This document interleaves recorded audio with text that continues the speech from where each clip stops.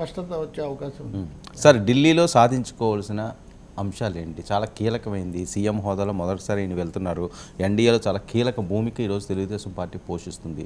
చాలా ఎక్స్పెక్టేషన్స్ ఉన్నాయి. అంటే ఒకటి తప్పకుండా ఆంధ్రప్రదేశ్కి అవసరాలు చాలా ఎక్కువగా ఉన్నాయి. ముఖ్యంగా ఆర్థికమైనటువంటి అప్పుల భారం ఒకటి ఉంది. కొంచెం ఎక్కువ తక్కువ లెక్కల తేడాలు ఉన్నాయేమో కానీ అప్పుల భారంలో ఏమీ ఇంకా రెండో మాట లేదు. పోలవరం సంక్షోభం, అమరావతి పూర్తిగా ఆగిపోయినటువంటి ఒక పరిస్థితి, వీటన్నిటికీ నిధులు కావాలి. రెవెన్యూ లోట్లు ఇవన్నీ రానివి అట్లాగే ఉన్నాయి. కాబట్టి ఈ అంశాలన్నీ అక్కడ లేవనైతే అవకాశం ఉంది. అయితే ఆశలు ఎంతవరకు పెట్టుకోవాలి? పైగా నరేంద్ర మోదీ కూడా చాలాసార్లు కేంద్రంలో పాలకులు అప్పుడైతే వాగ్దానాలు చేయటము, హామీలు ఇవ్వటం, తర్వాత విరమించడం జరుగుతుంటుంది. అది బీజేపీ ప్రత్యేక హోదా విషయంలో చేసిందే మనకు ఒక ఉదాహరణ.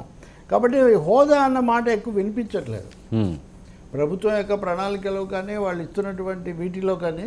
ఒకవేళ లాంఛనంగా ఏమన్నా ఉన్నా కానీ హోదా అనే దాని చుట్టూ అయితే ఉండబోరు అనేది ఒకటి అనిపిస్తుంది.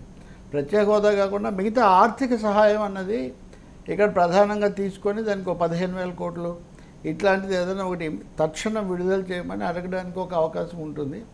వాళ్ళు వెంటనే విడుదల చేయరు. మేము మాటిచ్చి దాన్ని అధ్యయనం చేస్తాం, తప్పకుండా సాయం చేస్తాం, మామూలు భాషలో మాట్లాడుతున్నారు కదా. నిన్న కూడా ప్రధానమంత్రి తన సమాధానంలో కూడా ఆంధ్రప్రదేశ్లో చాలా బ్రహ్మాండంగా మా కూటమి అంతా స్వీప్ చేసింది అని ఒక మాట చెప్పటము, ఇలాంటివన్నీ కూడా మనం చూసాం. కానీ అదే సమయంలో అటువైపు కాంగ్రెస్ వాళ్ళు కానీ తృణమూల్ కాంగ్రెస్ కానీ చంద్రబాబు నాయుడు మీద కొన్ని వ్యాఖ్యలు చేయటం, వీళ్ళు వాటిని ఎదుర్కోవటం, సభలో వైసీపీ ఎంపీలు రాజ్యసభలో ప్రత్యేక హోదాను లేవనెత్తడం. సో రాజధానిలో ఇప్పటికే ఈ రాజకీయ ఇది మొదలైంది. చంద్రబాబు పర్యటనతో దీనికి ఒక కొలిక్ వస్తుంది. అంటే చాలా రోజుల నుంచి రాష్ట్ర ప్రయోజనాల కోసం ఎన్డీఏతో కలిసాము అన్న ప్రధానమైన నినాదంతో బయలుదేరారు. కాబట్టి ఇప్పుడు ఎన్డీఏ మీ మీద ఆధారపడే పరిస్థితి వచ్చినప్పుడు జగన్ చంద్రబాబు కూడా మా మీద ఆధారపడలేదు కాబట్టి మేమేమో అడగలేకపోయామని చెప్తూ వచ్చారు. ఇప్పుడు ఆధారపడింది కదా, ఏం అడుగుతారు, ఏం చేస్తారు అని. కానీ నేను అనుకోవటం అనుభవజ్ఞుడు, తర్వాత వాస్తవికత ఉంది కాబట్టి ఏదో ఒకేసారి అన్నీ వచ్చి పడతాయని ఆయన అడిగే పరిస్థితి కూడా అంతగా ఉండదు. ఆచితూచి అడిగేస్తారని ఆయన పాజిటివ్ సిగ్నల్స్కి ఇవ్వడానికి ఎక్కువ ప్రాధాన్యత ఇవ్వచ్చు కేంద్రానికి. ఓకే, మేమేదో మా మీద ఆధారపడ్డారని ఇదేం చేయబోవట్లేదు అన్నట్టుగా. కానీ ప్రజలు కానీ రాష్ట్రము అందరూ అడుగుతుంది, కోరుకుంటుంది ఏంటంటే ఇప్పుడు సమయం సరైన సమయం రాష్ట్రానికి, రాష్ట్ర ప్రయోజనాల కోసం అని అడిగితే ప్రజలు గెలిపించారు. కాబట్టి రాష్ట్ర ప్రయోజనాలు గరిష్టంగా మ్యాక్సిమం కేంద్రం నుంచి తెచ్చుకోవడానికి ఈ పర్యటన ఉపయోగపడితే మనం చాలా సంతోషించవచ్చు. ఇక్కడ పోటీ కూడా ఉంటుంది మళ్ళీ. మొన్న మనం జేడీయూ విషయం మాట్లాడాం కదా, వ్యూహాత్మకంగా రకరకాల ఇప్పుడు కేంద్ర రాజకీయాల్లో ఒకవైపు నుంచి బీజేపీ, ఈవెన్ వైసీపీ కూడా ఆ మాటకు వస్తే ఇప్పుడు నిన్న ఇద్దరు ముగ్గురు ఈ విషయాలు మాట్లాడారు, చంద్రబాబు విషయాలు. అవి వీళ్ళు ఇక్కడ ఎక్కువగా చెప్తున్నారు.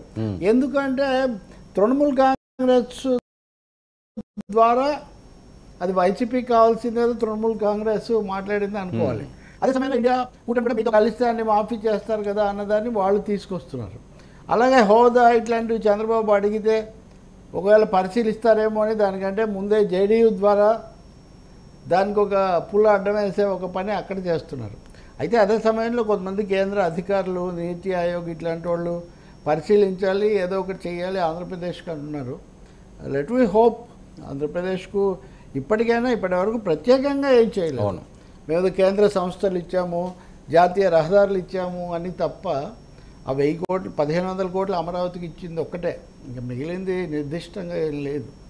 కాబట్టి చంద్రబాబు గట్టిగా అడుగుతారని దాని మీద స్పందన వస్తుందని మనం భావించాలి. అంటే ప్రత్యేక హోదా అనే అది మోదీ బాధ్యత కూడా. మనం ఎంతసేపు చంద్రబాబు తెలుగుదేశం లేదా రాష్ట్ర ప్రభుత్వం వరకే కాదు, ఒక నైతిక బాధ్యత బీజేపీకి, నరేంద్ర మోదీకి కూడా ఉంది. ఇప్పుడు ఆయన ప్రభుత్వం అక్కడ ఉంది అంటే దానికి ఆంధ్రప్రదేశ్లో వచ్చిన ఈ స్థానాలు కారణం కాబట్టి, అవును, మీరు ఆ మాటలన్నీ చెప్పారు కాబట్టి ఇప్పుడు రాష్ట్ర ప్రభుత్వం అడిగేవన్నీ కాస్త అటు ఇటుగా ఇద్దరు ముఖ్యమంత్రులు గతంలో అంతా అడుగుతూనే వచ్చారు, కానీ ఇవ్వకుండా ఎప్పటికప్పుడు మాటలతో సరిపెట్టారు.